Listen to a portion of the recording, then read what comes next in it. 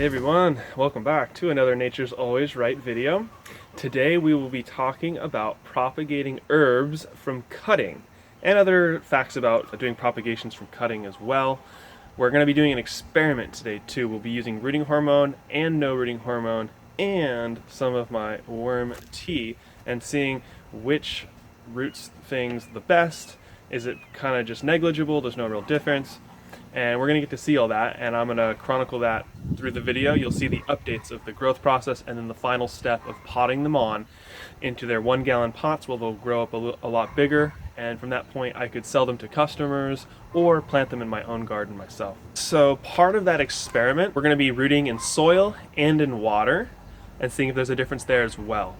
Alright guys, so we're going to be doing 3 of the most easy and popular herbs. We'll be doing rosemary, we'll be doing oregano, and we'll be doing thyme.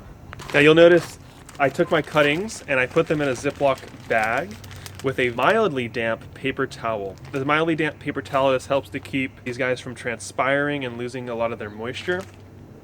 This is also something you do when you take scion wood cuttings from trees as well. Right after you take your cutting, you should go and propagate them immediately. But if you don't have time to do that, you could wait up to 24 hours. I would not wait any longer than that. If you do, use this paper towel technique, and then you can store this in the fridge overnight and then plant them the next day. So once the leaves start wilting, don't try to propagate them. Your success rate will just be so low that it's not worth it. Okay, so once you've cut them off, now they're running off of stored energy. So you want to keep that in mind. They only have so much energy, and we want to put all that energy into root production so the plant can get regrowing. Once it gets roots, now it can start feeding itself nutrients, then it can grow more leaves to photosynthesize, which then will create more roots, and then now you've got a plant, a living plant. Okay, so I'm going to show you guys how to do each one. And I'll show you guys 2 different ways, rooting in water and rooting in soil, and I'll tell you the differences and the reasons why you might do both. Okay guys, so let's just check out my controls and how I'm setting everything up. So we're going to be rooting in water. This is my control. There'll be no rooting hormone, just water. This is chlorine-free, heavy metal-free water. Okay, now this is worm tea, and I'm going to dilute it about 1 to 10. I want just a very weak concentration of my worm tea. Now the worm tea has beneficial microbes and stuff in there, and what I am hoping is that they will help encourage root growth. But we'll see. Just an experiment to try it out. And then this one we're going to do rooting hormone. So for this one we'll be dipping the roots in rooting hormone and then sticking it in here. Most of the rooting hormone will come off in the water, but being in the water it may help with the roots. I just want to see if that's possible. Usually what people do with rooting hormone, they do the rooting hormone and then they put it into soil. We will also be doing that. Then for the in soil, we'll be doing this half with rooting hormone, this half without rooting hormone for all 3 herbs. Okay, now the next thing to do is to start making our cuttings. Now I did cut these yesterday. I did let them sit in the fridge overnight. They look just as fresh. But after the first cut, they're going to make a scab here where they've healed. I want to reopen that back up to encourage the root growth. When it's touching the rooting hormone or the water or the soil with an open wound, it's not going to create a healing response, it's going to create a growth response. So I'll make a cut here. You can make a flat cut, a 45-degree angle cut, it doesn't really matter. A 45-degree angle cut gives you more surface area, so technically there might be more chance for more root growth. That's why people do that. Now, I could use just one of these, or I could make 1, 2, like 3 or 4 different cuttings from this. I can cut it here, and we can just throw that away. And now I've got 4 cuttings here. Each of these have a possibility to root. The smaller ones I like to use in the soil. For my longer ones, because they have to sit so long in the water, it's better to use longer cuttings. So now the next step, what we need to do is strip off half of the leaves. So we just stripped off half of the leaves. You see those green sections? These are nodes where the branches were coming out. These are areas where the plant can send growth hormone, its natural rooting hormone, to stimulate root growth. So then that would just be placed straight into the soil. This is my no rooting hormone side. You know, put it 90% of the way in. It doesn't need to go all the way to the bottom. If it's touching the bottom of the plastic, it may have some issues creating bottom roots. So don't go all the way to the bottom, just go 90%. And then pack it in, and that's ready. My soil's already been wet, so it's already good to go. When you're watering plants that you're trying to root, you don't want too much moisture. Excess moisture could cause root rot, and then you're gonna have roots that aren't growing very healthily. So just get it initially wet. That's enough moisture for the roots to get going. Once it has a root structure, then you can begin to water more because the plant can uptake it. Okay, so that's rosemary.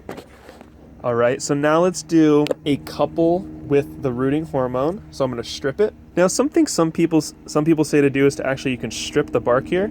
Just strip it on one side or two sides. And that can encourage root growth from this whole area. You know, it's not necessary. Roots will be able to grow from all those nodes, especially if it's a fresh cut.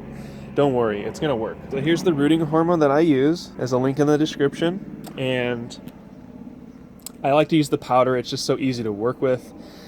And I'm not the hugest fan of rooting hormone, but I want to experiment and I want to see what really works, and I want to give you guys good information. So we're going to try and see. So I just dipped it in and then just tap the plant against the side just to get all the excess off. That's sort of what it looks like. Okay, and we can put it on the hormone side here. So once again, strip, dip, tap, and then put it in. And it's that easy. Now I'm going to show you how to do the other plants, but it is the same exact method. So typically, oregano and rosemary, these are rooted out in water. That's usually what people will do with them. You can also plant them directly into the soil and they'll still work. So that's why I'm kind of showing you guys doing it in water and soil, so just you can see proof that you can do it either way and it does actually work. And then we're going to kind of see if one works slightly better or not. So it's going to be a fun experiment. You know, your herbs may look slightly different if you have different varieties, but the thyme, this is typically not done in water. It's just done directly into the soil. With all of these herbs, I've done them both ways and they've worked both ways. But thyme, typically people will just put it straight into the soil and it roots really easily. But we're also going to do this one in water and in soil so we can see both. So now let's propagate in water.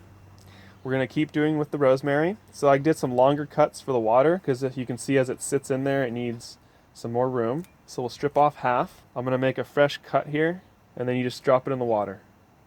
And that's all you have to do. It's that easy. So now we're going to do the rest. So we stripped, make a fresh cut. This one's going in our tea. And oh guys, make sure that you're stripping off enough leaves so that the leaves aren't sitting in the water. You just want the stem sitting in the water. Okay, and then the last one, we're gonna do a little bit of rooting hormone. So fresh cut.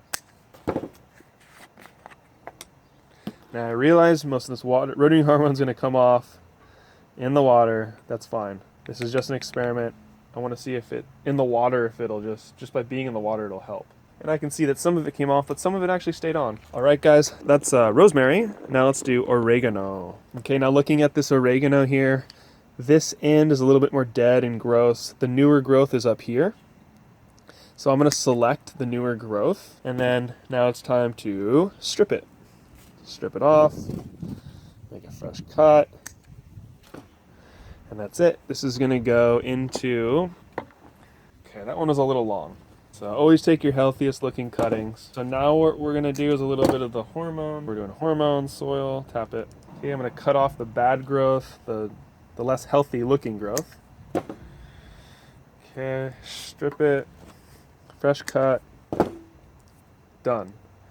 Okay, that's going in the pure water. So for thyme, it's a smaller stick, easier to work with. So you can just imagine that at each place where these leaves are coming out, those are nodes. Those are places where the plant can actually produce roots.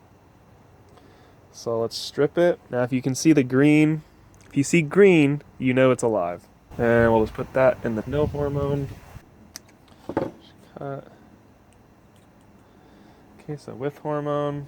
So the reason I'm not the biggest fan of hormone is because I want the plant to produce its own hormone and from the beginning be totally natural and as healthy as possible, because if it can't root without this rooting hormone, then the plant's actually weak, and I don't want to support weak genetics or a weak, unhealthy plant, because in the future the plant will struggle later on. But we're trying it today just to have some fun and experiment and see what we can pull off here. Because if I can convince myself that it is that rooting hormone is essentially not necessary for most plants, then I can just discontinue using it and do things as natural as possible. Now, unfortunately, the time that I harvested is not very long, so I'll be doing a lot of this in the soil. The rest, I'll root it, but it's not very tall. That's my issue right now.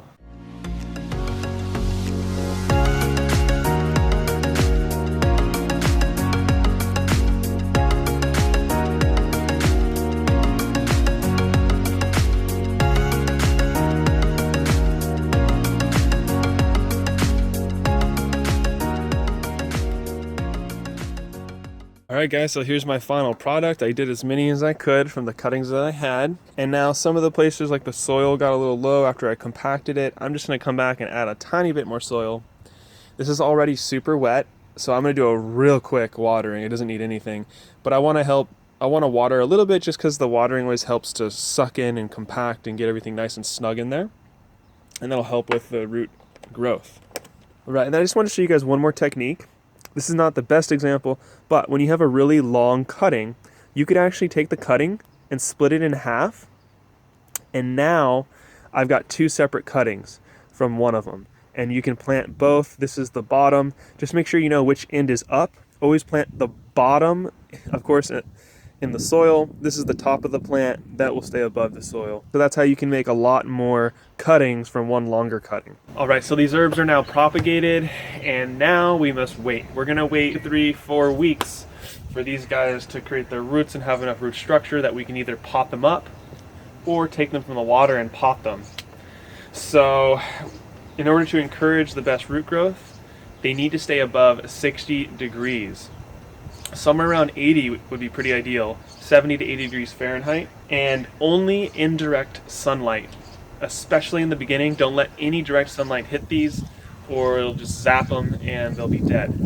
Okay, now once you start seeing some new growth, eventually about 2 weeks later, 3 weeks later, you'll start seeing some new growth, especially on these ones in the soil already. The ones in water, always indirect sunlight until they root. Plant them, keep them in indirect sunlight until you start to see new growth. At that point, you can start hardening them off, which means to put them in a little bit of light at first, and then after a few days, introduce them to more light until you can just have them out in full sun. Now this hardening off process, should take about a week, up to 2 weeks. It depends on the temperatures and what's going on, the time of year and all that sort of thing. Just, look at your plant, see how it's doing. If you're putting it out in the sun and you come out in the middle of the day and it starts looking a little wilty and beat down, get it out of the sun, put it back into some partial sun. You could raise them underneath like some shrubs or trees so it just gets some filtered sunlight. That's a great way to start hardening things off. Now I'm going to start these inside because I'm getting temperatures down in the 40s right now. So I'm going to keep these inside all day, both the water and the soil-based propagations.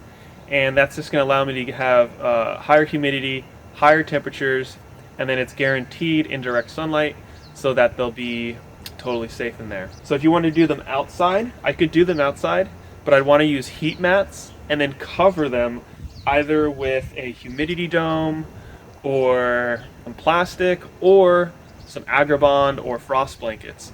And that combination would be enough. They could live out here. If you're in a colder climate than I am here in San Diego, which is zone 10A, then you're going to want to either do it in a greenhouse, end of winter, beginning of spring, or just wait till spring, and that's the normal time for you guys to start doing your propagations. In San Diego, we can kind of do a lot of weird stuff that no one else can get away with. I'm going to go put these inside in a nice, warm, cozy spot for these guys, and I'll come back in about 2 weeks, and I'm going to update everything and show you guys how it grew and everything. Hope you guys learned a few things about doing herb propagations from cuttings. And if you guys have any more questions, ask me in the comments. I'll put links to all the products I used in the description. The music is in the description. All of my information is always going to be put in the description for you guys. So there's there's usually more descriptions, more resources for you guys there. So if you're hungry for more information, go to my descriptions, and every single one of my videos I've always got all the info there for you guys. So have a great day, happy gardening and farming.